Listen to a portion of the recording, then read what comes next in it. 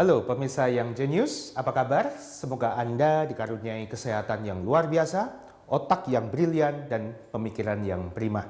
Selamat datang di Brain Smart Tutorial tentang cara termudah bagaimana membuat mind map atau how to mind map. Seri ini saya, Sutanto Windura, akan memandu Anda langkah demi langkah, step by step, bagaimana cara membuat mind map yang paling mudah dan dengan cara yang benar. Nah, pemirsa yang jenius, sebelum saya memandu Anda, perkenalkan saya untuk memaparkan terlebih dahulu mengenai suatu konsep yang namanya revolusi belajar. Sebuah revolusi belajar tidak lain adalah sebuah kombinasi atas dua hal, yaitu satu adalah materi pelajaran atau ilmu pengetahuan atau apapun itu, atau kita sebut saja dengan what to learn, dan ditambah dengan cara belajar atau bagaimana cara belajar atau cara berpikir atau how to learn. Mudah bukan? What to learn dan how to learn. Mind map atau mind mapping adalah salah satu teknik how to learn yang paling banyak digunakan di seluruh dunia. Kita akan mengenal banyak sekali teknik-teknik how to learn. Salah satunya adalah mind map. Kedua adalah teknik mengingat atau memory champion. Ketiga adalah speed reading atau teknik membaca cepat. Keempat mungkin ada teknik berpikir kreatif. Kemudian ada teknik bertanya dan sebagainya. Nah, pemirsa yang jenius, Anda semua yang mungkin sedang berada di rumah, para orang tua, guru di sekolah, ataupun eksekutif di kantor, apa sebenarnya dimaksud dengan mind map? Banyak sekali definisi tentang mind map. Misalkan mind map adalah suatu teknik belajar atau teknik berpikir yang memastikan Anda menggunakan seluruh potensi dan kapasitas otak Anda. Mind map juga bisa didefinisikan sebagai suatu teknik berpikir yang menggunakan kedua belah otak Anda, yaitu otak cerdas kita, otak kiri, dan otak kanan.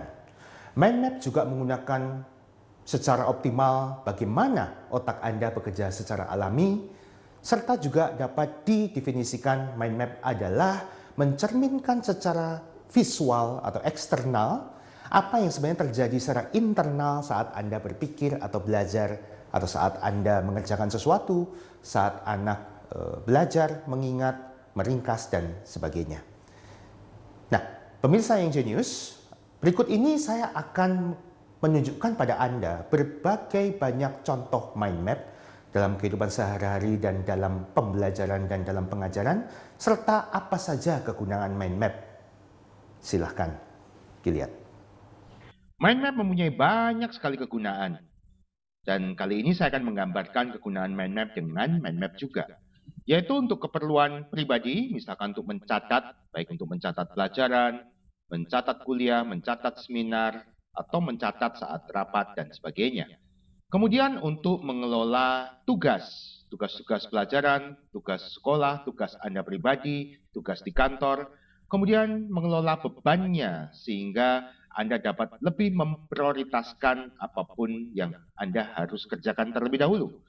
Kemudian juga mengelola orang lain, mengelola keuangan, kemudian juga mengelola jadwal Anda sehingga waktu yang tersedia akan lebih produktif kembali.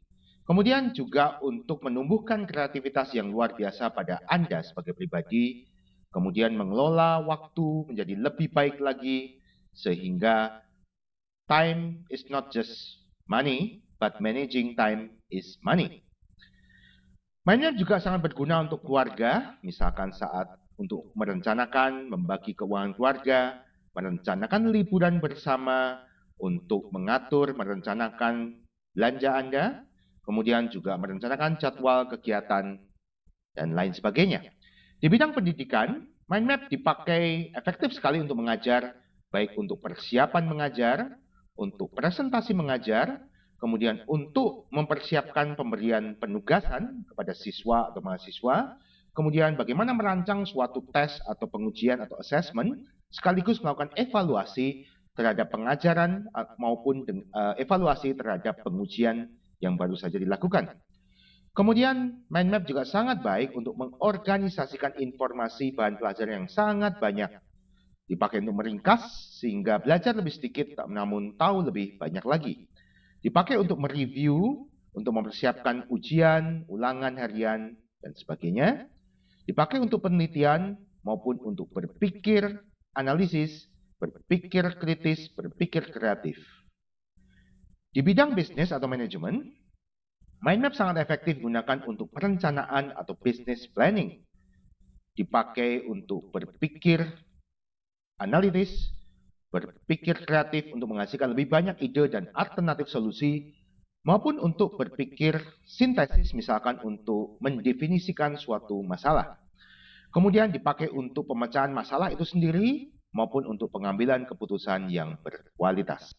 Inilah contoh mind map, sesuatu yang berwarna-warni dan menarik perhatian mata dan otak kita.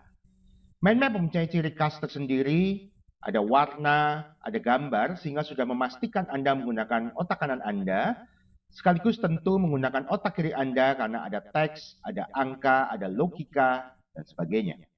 Mind map juga menggunakan otak Anda sesuai dengan cara kerja alaminya, seperti yang Anda lihat di sini, ada suatu pusat mind map, kemudian ada cabang-cabang yang menjadi pancaran pikirannya. Mind map juga sangat baik diterapkan untuk mencatat sebuah seminar, misalkan seperti yang Anda lihat ini, seminar 1 hari selama 8 jam cukup dicatat dengan 1 lembar saja. Yang mencatatnya jauh lebih mengerti dan hanya mencatat kata kuncinya atau keywords-nya saja. Contoh lain, mind map juga bisa dipakai untuk meringkas sebuah buku yang tebalnya lebih dari 300 halaman menjadi sesuatu yang jauh lebih dimengerti oleh orang yang membuat mind map-nya, sekaligus dipakai untuk meringkas, sekaligus membedah bukunya. Contoh lain, mind map yang bisa dipakai untuk mencatat suatu jadwal kegiatan, sekaligus mengatur beban kerja seseorang. Contoh lain, mind map juga sangat baik untuk dipakai untuk berpikir kreatif, mengembangkan ide, termasuk ide usaha, seperti contohnya seseorang yang sedang berpikir mengembangkan satu usaha dengan membuka sebuah toko handphone atau toko ponsel. Contoh lain banyak digunakan untuk mempersiapkan rapat, untuk memandu rapat, sekaligus untuk membuat notulensi rapat seperti yang Anda lihat pada suatu contoh mind map ini. Kemudian mind map juga sangat baik dipakai untuk berbagai bidang pelajaran sekolah, misalkan bidang IPA, baik untuk anak SD seperti yang Anda lihat ini, suatu untuk meringkas pelajaran yang sangat banyak sekaligus untuk memahaminya.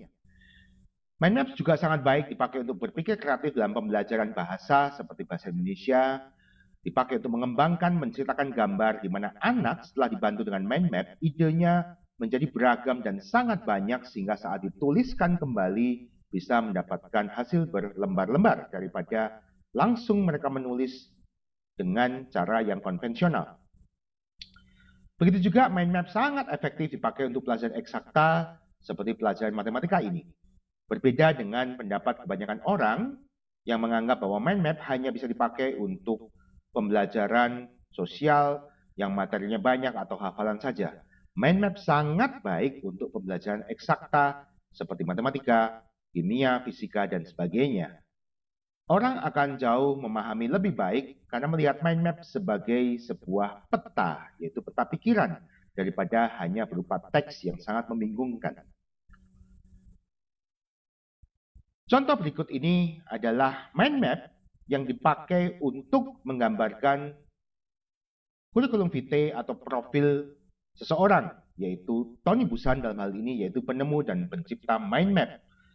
Kita bisa melihat bahwa profil ini digambarkan dengan mind map sangat berwarna-warni, sangat menarik. Inilah profil Tony Buzan, inventor dan originator mind map. Tony Buzan adalah seorang pengarang buku yang sudah mengarang lebih dari 122 buku sampai saat ini. Sudah diterbitkan dan beredar di lebih dari 150 negara dan diterjemahkan dalam lebih dari 30 bahasa. Kemudian Tony Buzan juga mengarang lebih dari 4.000 puisi yang kebanyakan dibuatnya saat bepergian di luar negeri, saat berada dalam pesawat, atau sedang dalam perjalanan di darat. Tony Buzan adalah seorang educator, seorang pendidik, baik untuk anak-anak maupun orang dewasa yang sudah mengajar mulai dari 5 orang sampai 9.000 orang sekaligus. Beliau sangat giat untuk berolahraga, sangat berprestasi dalam bidang olahraga, baik berenang, maupun untuk dayung, bahkan sampai saat ini Tony Busan masih tercatat sebagai anggota tim pelatih regu dayung Olimpik Inggris. Beliau juga berlatih Aikido, kemudian catur, termasuk catur Jepang atau Go. Dalam bidang intelligence, Tony Busan masih tercatat sebagai orang paling kreatif sedunia yang memiliki creativity index atau creativity quotient paling tinggi saat ini. Beliau melakukan banyak sekali penelitian di bidang pengembangan otak, termasuk pernah menjabat sebagai editor Mensa atau klub yang beranggotakan orang-orang dengan IQ tertinggi di dunia. Profil ini dibuat dengan mind map dengan menggunakan software iMindMap, satu-satunya software yang sesuai dengan cara kerja alami otak alias bekerja sesuai dengan hukum mind map yang benar, yaitu iMindMap. Kemudian Tony Busan juga banyak sekali penemuan dan ciptaannya seperti mind map tentu saja, seperti yang Anda pelajari di Brain Smart Tutorial ini, mempopulerkan kembali istilah speed reading dengan cara yang unik, mudah, dan sangat efektif. Kemudian beliau juga mendirikan suatu organisasi yang disebut dengan Brain Trust Charity, suatu klub di London yang setiap tahun memberikan Brain Award, yaitu penghargaan bagi orang yang berjasa dalam pengembangan otak. Kemudian Tony Busan juga merintis kejuaraan dunia mengingat, yaitu World Memory Championship yang sudah diadakan sejak tahun 1991. Beliau sudah menjadi advisor penasihat di banyak badan pemerintahan dunia, termasuk juga di perusahaan-perusahaan kelas dunia, termasuk dalam Fortune 500 companies. Di bidang media, banyak sekali yang sudah diliput oleh Tony Busan, baik dalam kiprahnya sebagai seorang pengajar, peneliti di bidang pengembangan otak, maupun sebagai pengarang buku. Diliput baik di televisi, majalah, radio, dan media lainnya. Nah, pemirsa, itulah contoh-contoh serta kegunaan mind map yang begitu banyak. Setiap kegiatan berpikir di situ mind map ada perannya, termasuk bagi anak-anak Anda yang sedang belajar, sedang mengerjakan tugasnya, mencatat, mempersiapkan bahan ujiannya, itu semua mind map cukup banyak kegunaannya.